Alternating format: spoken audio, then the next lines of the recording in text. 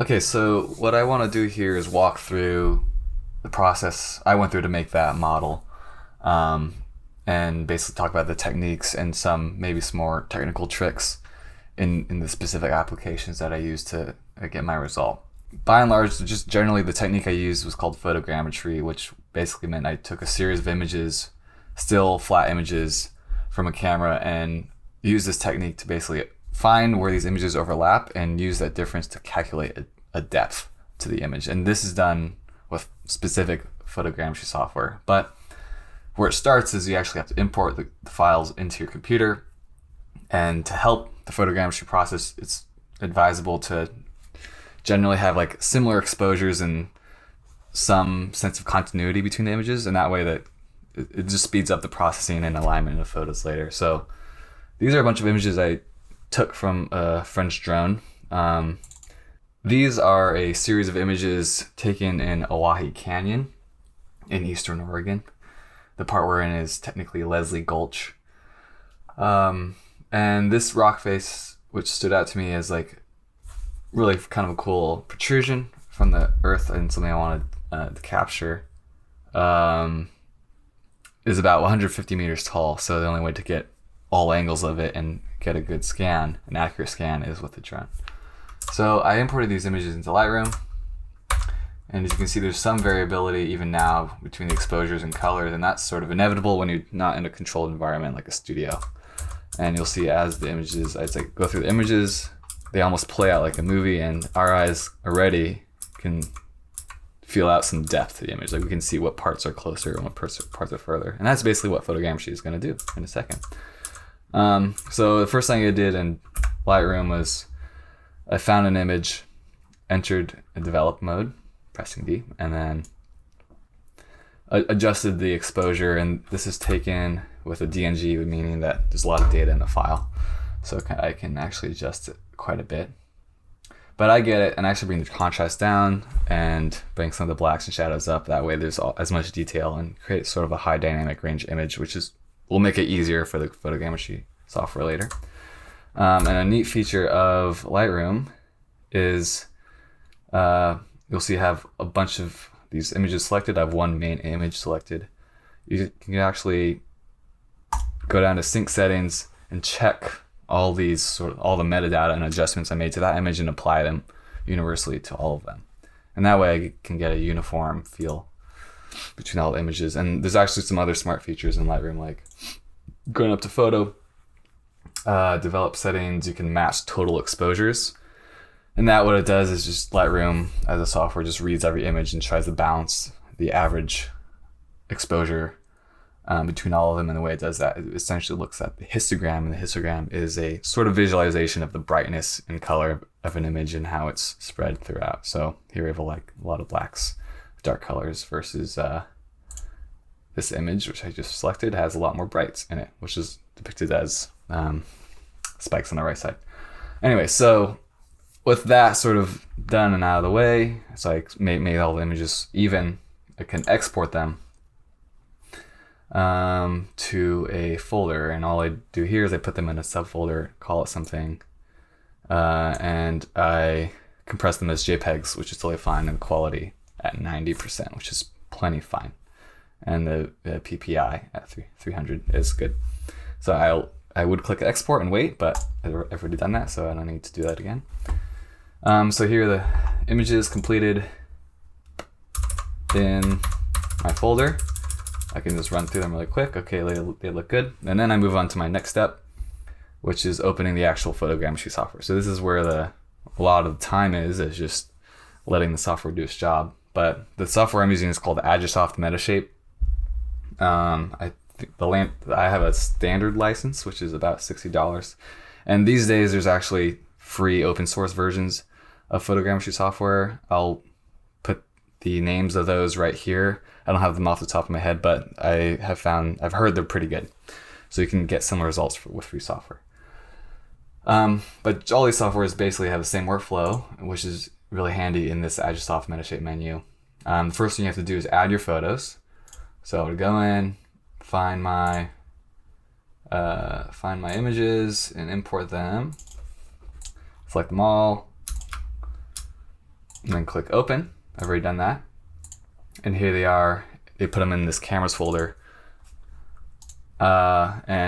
I guess I lost the directory, so these would be more high definition, but what these dots are representing are like where the contrast points of the image are and where it's going to attempt to align with other images. And if there's ever any issue where like you're grabbing stuff you don't want, there's actually these masking tools. So if I go up here, intelligent scissors, I can manually, I'm doing a poor job here, but if I wanted to mask out this area, I would left click and click all these anchor points to make a mask, and then right click within that area and click add selection. And now the software will ignore anything in this darkened area. Do that. So the next step is to take your cameras and go again back to this workflow menu and align photos.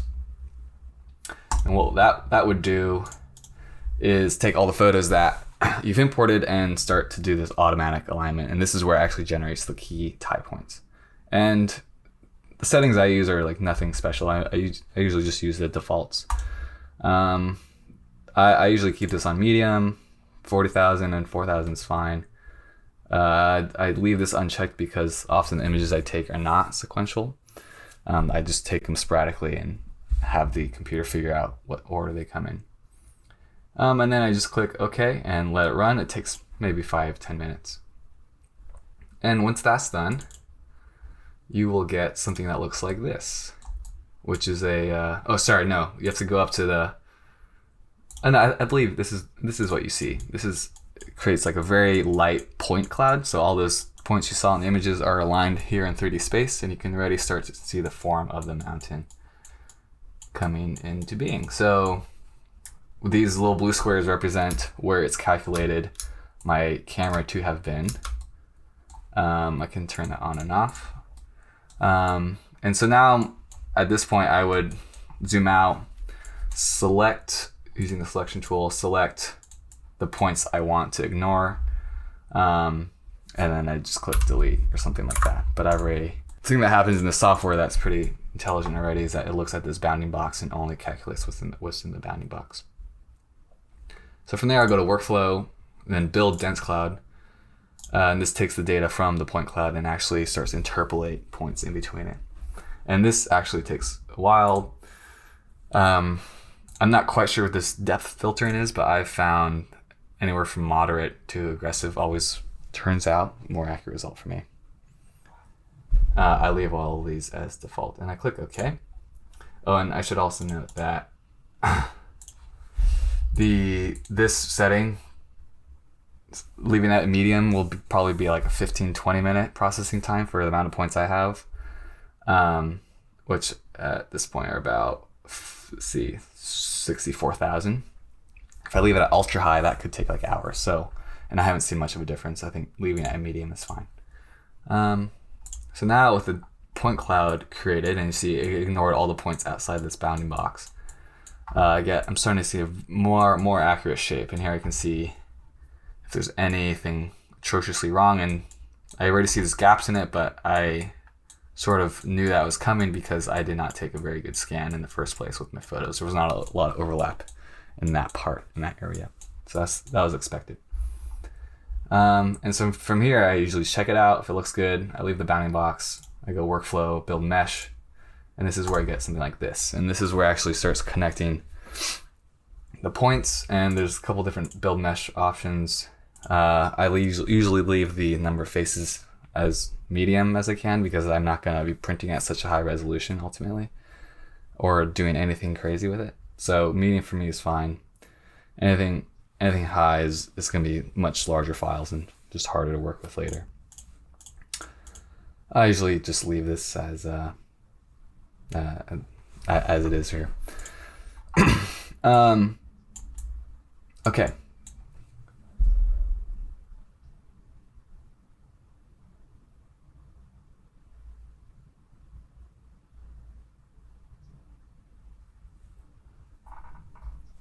So with the mesh built, I could, at this point, for what I needed, I could just basically export this as an OBJ file and work with it. But if you plan on using this file digitally, you might want the texture and actually like the images applied to it. So what you would do after that is go up to workflow, build texture, and what you'll get is something like this. So this actually takes a UV map from the series of images you provided and correctly aligns them to the model, which is pretty smart.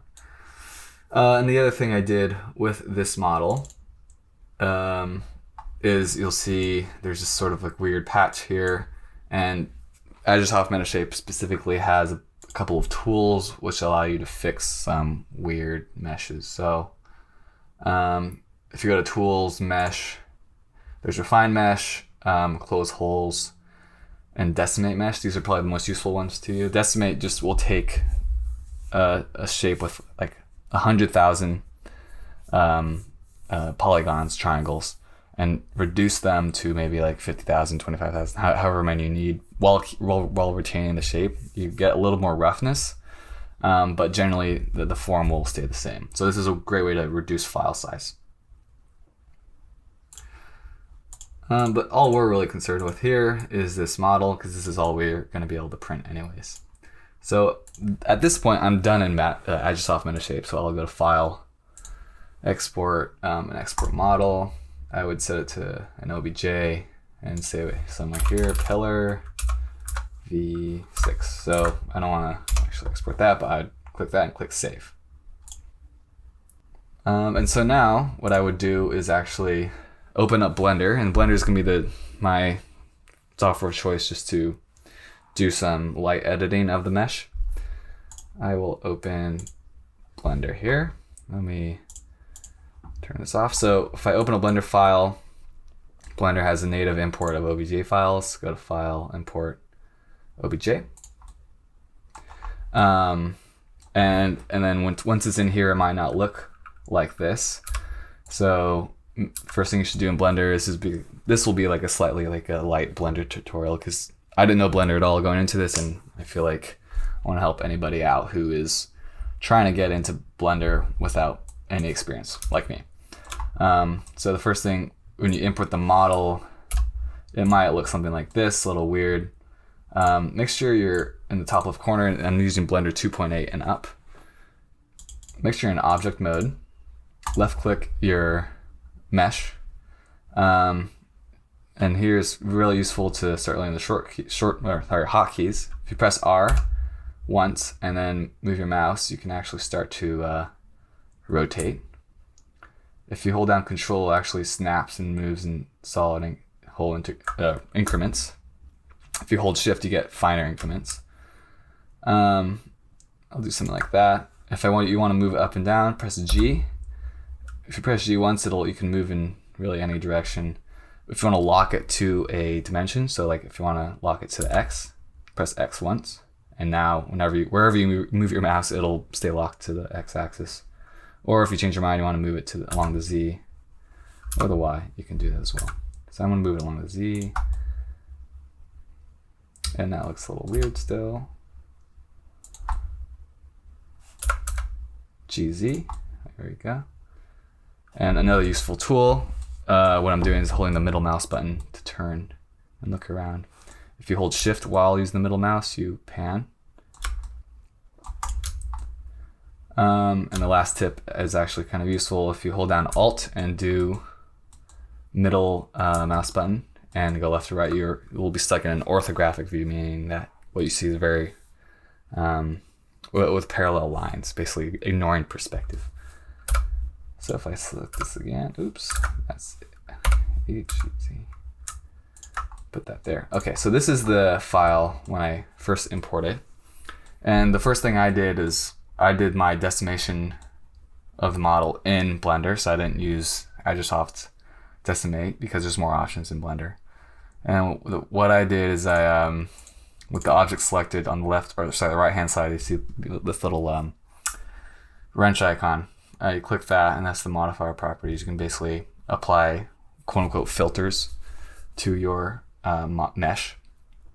Go up to Add Modifier, and down here, where Decimate, there. You would click that, and I would apply a filter. And here you can use these settings. I basically am taking 10%, 1/10 of the number of faces, and throwing out the other 90%, but still keeping the shape. So you'll see if I turn this on, now there's larger triangles versus if I turn it off, now that they're smaller. So with it on, I retain the general shape of the mountain without clogging up later like workflows down the line. Okay, and so at this point, what I did is actually I took this into another software because I was having trouble working with triangles, so I wanted to bring it to use quads instead of triangles. And quads, I just heard online might be easier to work with. So what I did is I went up to here, File, Export, and export as an OBJ. Then I started this other software. Let's see if we can, Instant Meshes, which is this freeware. I'll put the link somewhere. If I open a mesh, sorry, I'm going a little fast. When we first open Instant Meshes, you can go to the top left corner and click Open Mesh, and then this folder icon. Let's see, let's import one of these. Yeah. So let's import the, this is what that mesh we just saw in Blender would look like. See, it's quite complicated. But what this software does is it will convert everything into quadrilateral. So if I click Solve, it draws these interesting sketch lines to show you generally what the flow of the edges will look like. And then I would solve that again. I'll click Solve the Position field after you solve the Orientation field. And you'll see it'll convert this triangle mesh into these series of squares, and then I would export it. And I'd make sure to click Pure Quad Mesh and then Extract Mesh. And that is generally what that will look like. And so these will be much easier to work with in Blender. I think maybe there's probably a better way to do this. But anyway, so I'd save that. And then what I did after that was I started a new Blender program, and see here I imported the squares, and I've already done here another extra step, which I'll talk about in a second. But so at this point, once I've made the quads, I had an easier time selecting the edge of this model, because what I wanted to do is extrude these sides down so I could create a sort of base when I printed it. And so since I already did this here, I'll show you how to do it on the model we were just working on. And I've realized it's totally possible to do this without having to turn them into quads. So if you were to skip that step, you would be fine. But what I did here is first select your model, and then press Tab. And then now you're in edit mode, so now I can actually start editing this model and the vertices. If I press 1, 2, 3, I can toggle between different modes. When I'm in one mode, I'm in vertex mode, so I can select the 3D points in space, which connect these edges and create these faces. When I press 2, I'm in edge mode, so what I select, I'm selecting the edges and not the vertices or the faces. If I press 3, then what I'm selecting are the faces. And meshes are essentially made up of vertices, edges, and faces. And they're all sort of related to each other. You can't have an edge without two vertices. You can't have faces without edges. But what I did here, I entered, if you click this, you are in wireframe mode, meaning that you can actually see through your model. So let me do that again. I don't need to select those lines. I just go select by trait, non-manifold. And from here, let me switch back to this face mode. There's an orange outline around the edge, and what I'll just press next is press E for extrude. And you see if I move this here, it actually is rotating.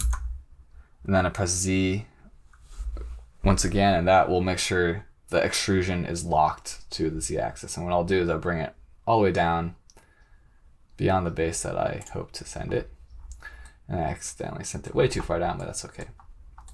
The next thing I'll do is hold down Alt and use my middle mouse button and rotate. You can also press the Y and then go to View Perspective / Orthographic or Numpad 5, and then you'll enter this mode. What I'll do now is enter wireframe again, press A. Now I'll right click and select Bisect. And now I can click and drag across, create a sort of line. Let me set these all to 0. The plane point is basically where the bisect will start. And the plane normal, I assume, is the angle at which the plane will be cut. So I want it to be perfectly flat, so I'll set it to 0. All right, cool. Then I'll just click out of this. And now while I'm in press number 2, I'm in the plane, or sorry, edge selection mode. I'll select all of these, and while I'm in wireframe, I can actually select through the model. So if I were in this mode, which is the, let me see what it's called, viewport shading mode, and I try to select everything, it would only select in orange the things that I can see from that angle. So in order to select everything, I have to make sure I'm in wireframe mode, then select it, hit X, select edges, or delete edges. And I know I extended it too far, so I'm gonna select there, hit X, delete vertices. And so at this point, I have created the flat base. And from here you can select non-manifold again. And there is a way to fill this. I don't actually know how I did it. I assume you might go to face and fill, and that somewhat worked. That might, these small islands might mess it up. Vertex mode, I press F. Yeah. So make sure you're not in face mode. Select all the manifold, press 1 to get in vertex mode, then press F, and that'll fill in the bottom. And you might have to delete. These are some of the normals are off here, so that requires some manual fixing. But I think this is easier when you do some work beforehand to clean up some of these extraneous things to create easier mesh to work with. Okay, so that's generally it. And I would save that and export that as a STL. So an STL is basically the file format of choice for 3D printing. I'm not sure why. I think STL stands for something triangle. I don't know. It converts it to triangles again. So if you convert it to quads, it'll convert it to triangles. Okay, so and then I export the STL and I open it in the Slicer software, whatever software you use. So PrusaSlicer is the software that comes with Prusa 3D printers. Prusa is just a popular 3D printing brand. So with that open, you can go File, Import, STL obj. I guess they take one STLs as well. Go over to the file. So if I exported this earlier, like I did, see it's too big. Scale it down to 60% or 50.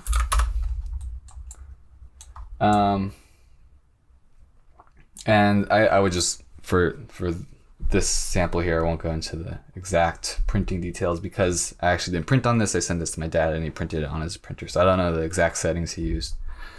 I'm sure it's something along the lines of this default.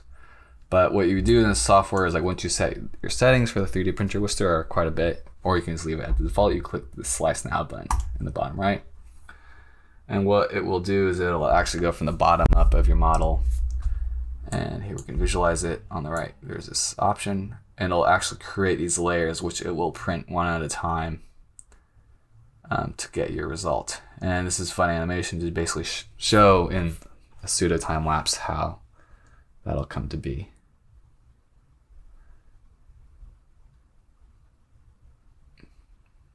And so that's that. After that, it'll print. And you just take it off the printer, and then now you have your 3D model. So hopefully that was useful. Walk through my process. Sorry if it's not super clear. This is partly just for my own record, so I know what I did. And so yeah, thanks for watching.